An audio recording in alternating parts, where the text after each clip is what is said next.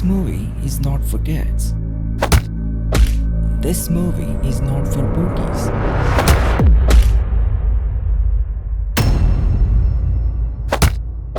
Because Dhurandhar Part 1, it left everyone on a cliffhanger. Deep emotions, resurfacing memories, unresolved mysteries, and one big question. How was India going to respond to all of this? Well, now we finally have the answer. And trust me, this is even heavier than the first one.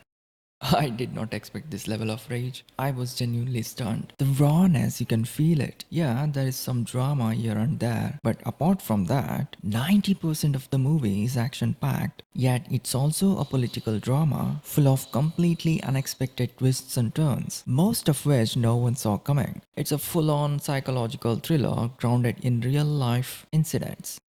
I paid 400 for this 4-hour movie, walked in with huge anticipation, and honestly, I wasn't even sure if part 2 could live up to the expectations. But after watching it, I was like, this movie is something else. Money well spent. While watching, I genuinely felt like I was there. You know that cameraman people joke about? The one who never dies? Yep, that's exactly how it felt.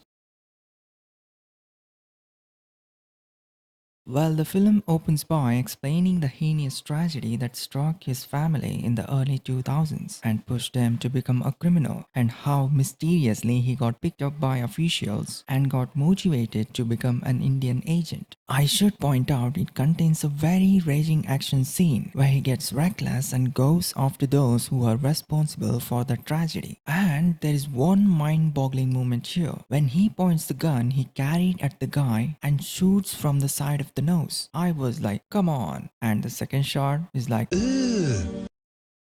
Now things get chaotic. Pathan gangs takes over, Baloch gang strikes back to take Lihari, and this action scene, not kidding, even adults will feel like covering their eyes. There's a moment where Uzair Baloch literally beheads Arshad Papu in front of all Lihari citizens. At that point, I was like, did the censor board members cover their eyes too? And forget to cut this part. And along with that, you also get a glimpse of the violence and hate crimes against the minority community and the scapegoating of Baluch students.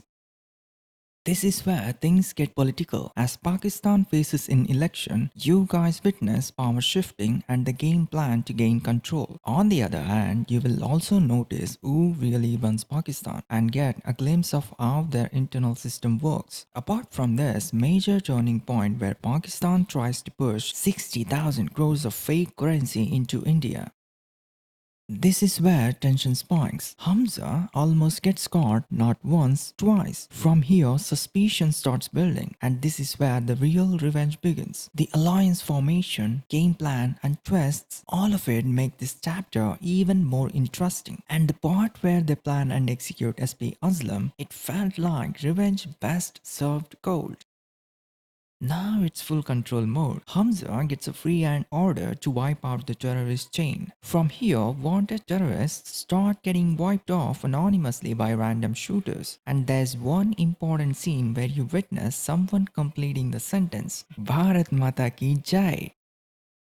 Chapter 6, it gets even more interesting. The internal members of Pakistan plot a huge terror attack against India, and this is also the part where Hamza gets completely exposed as a spy, and he got brutally confronted. This entire action sequence just goes reckless. The fight inside the Murid K mosque is next level, and this is where you get to see Ranveer Singh almost turns into the Incredible Hulk. Bomb blasts, gunfire, and the dramatic elimination of high-value target. And finally, there are a couple of major climax twists, like genuinely nobody saw them coming.